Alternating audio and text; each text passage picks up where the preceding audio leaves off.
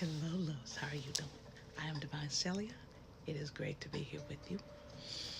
I have a channel message for you today, so I'm going to say if this resonates with you, great. I'm so happy. I hope it does.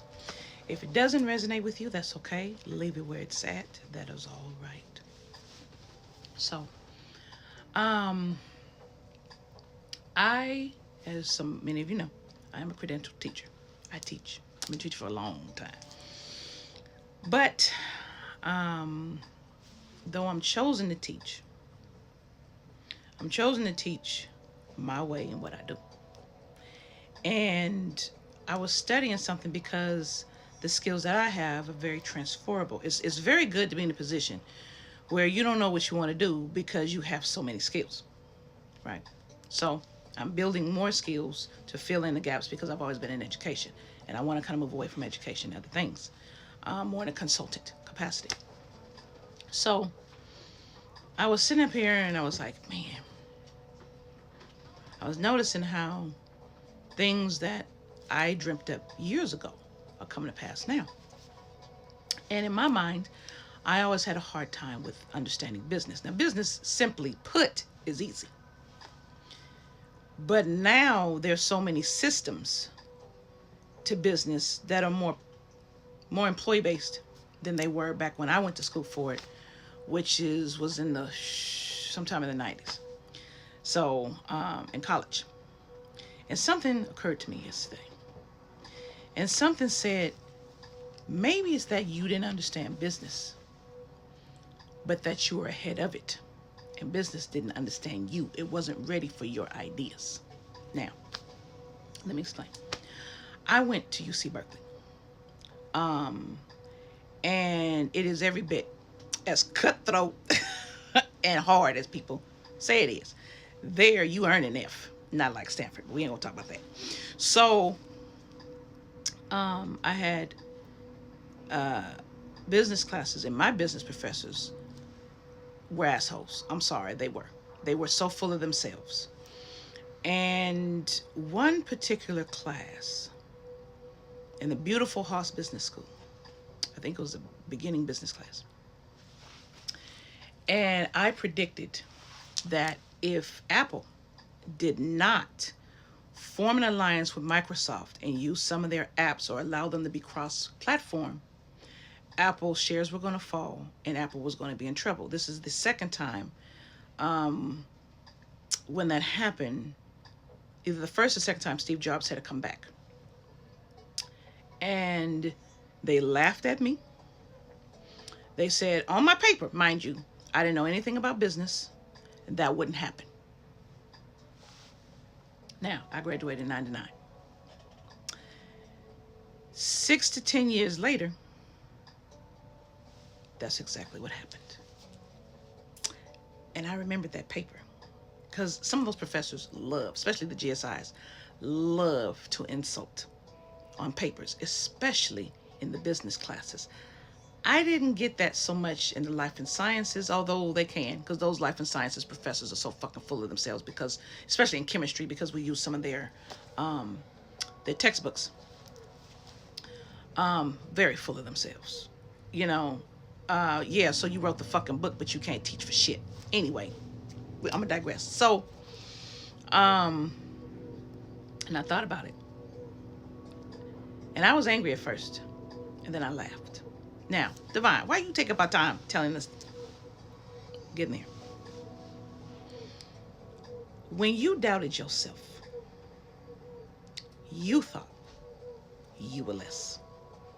You thought what you had to contribute was no good because people said they were no good.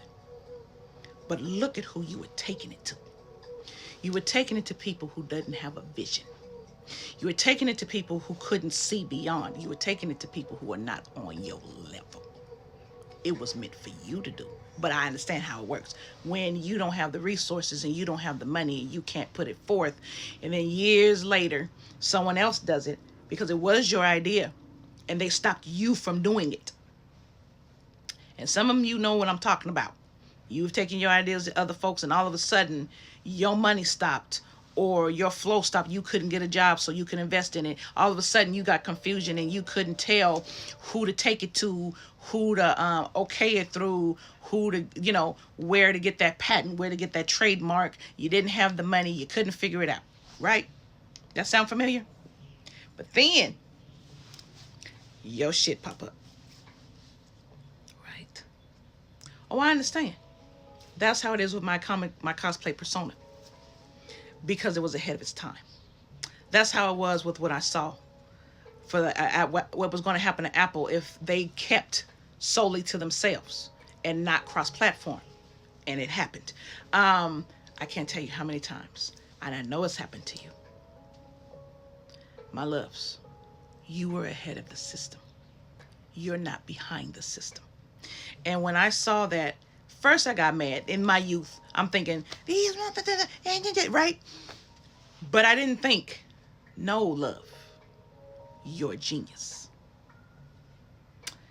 Your movement, your gift. See, some of our gifts are those $1 million ideas that other people can buy from us. Some of our gifts are seeing way ahead and knowing what to do and how to fix it before it comes. But what do your businesses do? Will sell it to us and give it to us and tell us what to do. What do they do when you are interviewing for a job? They want ideas from you for free, but they don't want you. I no longer give those. You don't want me, you don't get my ideas for free. You're going to pay me for my ideas, and you're going to pay dearly for my ideas. Do you understand? You have a set of skills you haven't seen yet, and you're not paying attention to. That is beyond the job you are working. That is the channel message. You are the forefront runner, but they treat you like crap and like you're nothing, so they can hold you and you can keep feeding your ideas. No, it's time they pay you for your ideas. Stop giving them away for free. Stop giving your genius and your gifts away for free. Now, what I mean by that is, for the universal community, we give to that. We give to spirit. When we do our work, we give. You get compensation based on however you choose, okay? Because it has to be an equal exchange. However, you don't gouge, you don't do all that, But when it comes to corporations who have the money and the wherewithal to pay you, oh no, you don't give it to them for free. Absolutely not. Unless you work for a humanitarian venture or something like that, you be careful of who's trying to look for that glory. See, you don't give that away to them for free because they can pay for it, and they can pay you for it. I'm trying to impress upon you, you've had the genius the whole fucking time. And they naysayed you for it so you would give it away. Stop giving your genius away. Stop giving your love away to those who don't want it, don't deserve it, don't need it, but want that next payday. Wake up and see who's like that. So I realized business wasn't ready for me. It's just about ready for me now, and that took 10 years. I was 10 years ahead of my time. I've always been ahead of my time.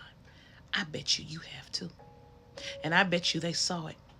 And when you wouldn't let them snatch it, oh, they know something. They know they're worth something. How much do they know that they're worth? Can I trick them out of it? Can I? You know how I know that this happens in interviews? Because I watch their facial expressions and what they're writing down based on what I say. I test it.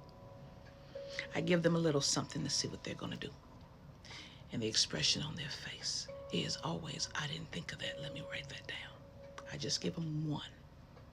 The rest, I'm just going to give you to get me to the next part, but I'm not giving you my shit for free. You're going to have to pay me big.